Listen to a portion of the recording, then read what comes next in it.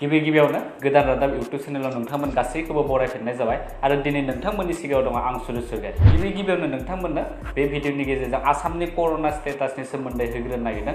आसामाव मैया सा 6 पजिटिव केस मोनफिननाय जादों आरो बेनि सिगाङाव थामहिनबा बृहस्पतिबाराव सा 8 पजिटिव केस मोननाय जादों आरो मैया जा सा 6 पजिटिव केस मोनबाय बेनि मादाव आसामनि काछार डिस्ट्रिक्टआव 7 कर'ना पजिटिव मोननाय जादों आरो बे 7 कर'ना पजिटिवा राजस्थाननिफ्राय बासजों फैदोंमोन आरो बिथांमोनखौ टेस्ट खालामनायनि उनाव बे 7 पजिटिव केसखौ मोननाय जादों आरो बेनि अनगायैबो डेन्टेल कलेजनि सासे फरायसा बिथांनियावबो पजिटिव केस मोननाय जादों आरो दा बे हिसाबै आसामाव गासै 59 पजिटिव केस जाबाय।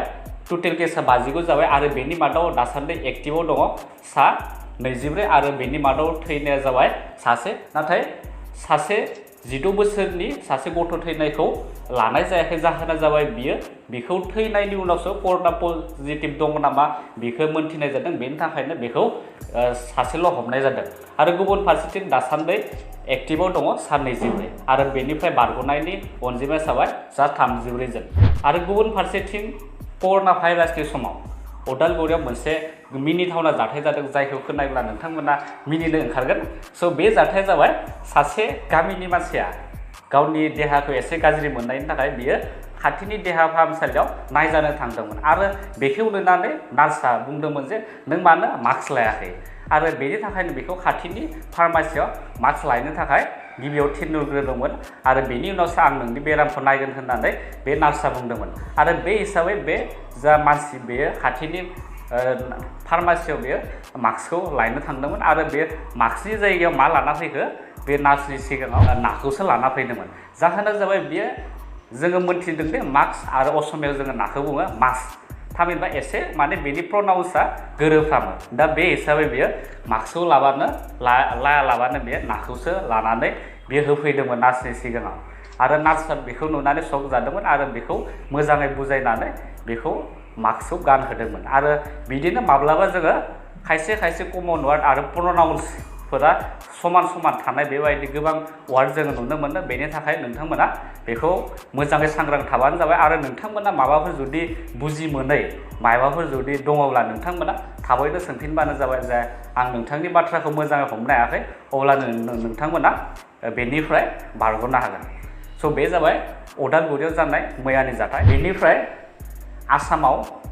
आसामनि सासे मेथाइ रोजाबगिरि जुबिन गार्गआ मैया हराव गावनि बिसि गरिमाजों बियो आसामाव फैफिनबाय। बिथाङा गावनि देहाया एसे गाज्रि जानायनि थाखाय देहाखौ जिरायनो लानो थाखाय बियो मुम्बाइआव थाहैथ'दोंमोन आरो बिथाङा लकडाउननि थाखाय आसामाव गिदिंबोफिननो हायाखैमोन आरो बिथाङा दा गावनि बिसिजों लोगोसे सानै लोगोफोरजों स्लिपार बासाव फैगासिनो दङ होननानै सुलुङाव मोननाय जादों। फारसेथिं नर्थ इस्टनि कर'ना स्टेटासखौ नायोब्ला दासान्दि त्रिपुरा रायजोआव 30 जन गोदानै कर'ना पजिटिभ मोनफिननाय जादों आरो बे 30 जननि मादाव सा 24आनो 86 बेटेलियन BSF फोरमोन आरो बेनि मादाव 4 मोनसे फेमिलिनिफ्राय मोननाय जादों आरो बेनि अनगायैबो सासे ट्राक ड्राइभारखौ मोननाय जादों आरो दासान्दि बे त्रिपुरायाव गासै 116 टोटेल केस 116 एक्टिभ जानानै दङ आरो बेनि मादाव टोटेल केसा जाबाय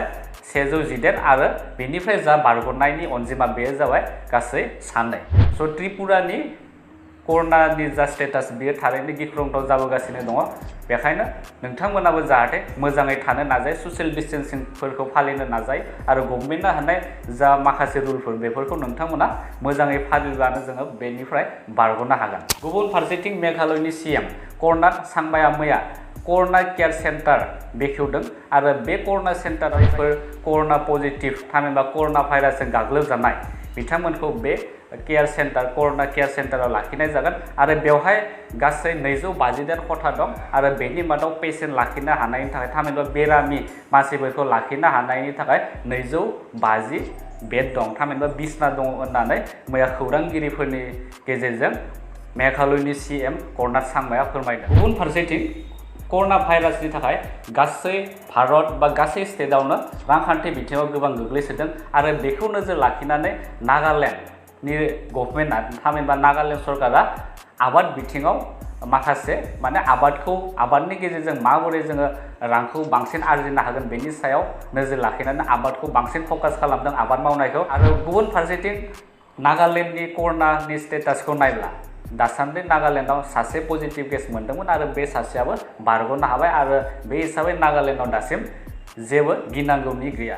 गुबुन फारसेथिं जोंनि भारत हादरनि कर'ना स्टेटासखौ नायोब्ला भारतआव मैयानि समावबो गोबां एन्ट्रि जादों आरो बे हिसाबै दासिम भारतआव 59,695 जाहैबाय आरो बेनि मादाव थैनायनि अनजिमाया जाहैबाय 1985 आरो बेनि मादाव बारग'नायनि अनजिमाया जाबाय 17,887। फारसेथिं जों बुहुमनि थामहिनबा वर्ल्डनि जा स्टेटासखौ नायोब्ला दासिम वर्ल्डआव 40,11,607 जाहैबाय आरो बेनि मादाव थैनायनि अनजिमाया 2,96,185 जाहैबाय आरो बेनि मादाव बारग'नाय थामहिनबा रिकभार जानायनि अनजिमाया जाबाय 13,82,499। गुबुन फारसेथिं मैया इउएसनि भाइस प्रेसिडेन्ट थामहिनबा भाइस प्रेसिडेन्टनि ओंथिया जाबाय लेङाइ आफादगिरि। बे इउएसनि लेङाइ आफादगिरिनाव मैया माइक पेन्सनि देहायाव कर'ना पजिटिभ मोननाय जादों। बिथांखौ टेस्ट खालामखांनायनि उनाव बेखौ मोनथिना मोनो। बे हिसाबै दासिम व्हाइट हाउसआव गोबां मन्थ्रिफोरखौनो बेबायदि ट्रिटमेन्ट खालामगासिनो दङ आरो गोबां मन्थ्रिफोरखौनो डेइलि ट्रिटमेन्ट खालामनाय सोलिगासिनो। दासिम इउएसआ बुहुमनि मादाव सेथि जायगा आवग्रिनानै दङ आरो बेनि उनाव स्पेन दङ, इटालि दङ आरो गुबुन फारसेथिं चाइनाखौ जोङो बुङोब्ला चाइनाया 11 जायगायाव आवग्रिनानै दङ आरो बेनि जा कर'ना टटेल केस मोननाय जादों बेवहाय गासै 82,886 मोननाय जादोंमोन आरो बेनि मादाव थैनायनि अनजिमाया चाइनायाव जा थैनाय कर'ना भाइरासजों गाग्लोबजानानै थैनायनि अनजिमाया जाबाय 4,633 आरो बेनि मादाव बारग'नायनि अनजिमाया जाबाय 17,993 आरो बेनि मादाव जा एक्टिभ केसाव दङ दासिम बेयो गासै 260। थामहिनबा जों गुबुन हादरफोरखौ गुबुन कान्ट्रिफोरखौ रुजुनानै नाय चाइनानि जा कर'नानि स्टेटास कर'ना केस मोननाय बेयो जोबोरैनो खम जालांदों आरो बिथांमोना कर'नाखौ हमथाना लाखिनो हाबाय आरो दा गोबां हादरफोरानो मुलुगनि गोबां हादरफोरानो चाइनाखौ सोंदों नोंथांमोना माबोरै कर'नाखौ बेबायदि कन्ट्रल खालामनानै लाखो, पजिटिभ केसा माबोरै डिक्रिज जाखो, बेबायदि गोबां सोंलु सोमजिदों आरो बे हिसाबै चाइनाफोरखौ गावसोरनि बेबायदि कन्ट्रल खालामना लाखिनो हानाय राहाखौ फोरमायहरनो थाखाय गोबां हादरफोरा खावलायहरदों। गुबुन फारसेथिं जायफोर फरायसा बिथांमोना CBSE थामहिनबा CBSEआ दैदेननाय क्लास 10 and 12 बोर्ड एग्जामाव जिरायदोंमन बिथांमोननि थाखाय मोनसे मोजां खौरां आरो बिथांमोननि फैबाय थानाय जा आद्रा थानाय साबजेक्टफोरनि एग्जाम बे साबजेक्टफोरनि एग्जामाव जुलाइ दाननि 1 निफ्राय जागायनानै 15 सिमहालागै सोलिगोन होननानै HRDनि मिनिस्टार रमेश पक्रियाल निशांकआ फोरमायदों।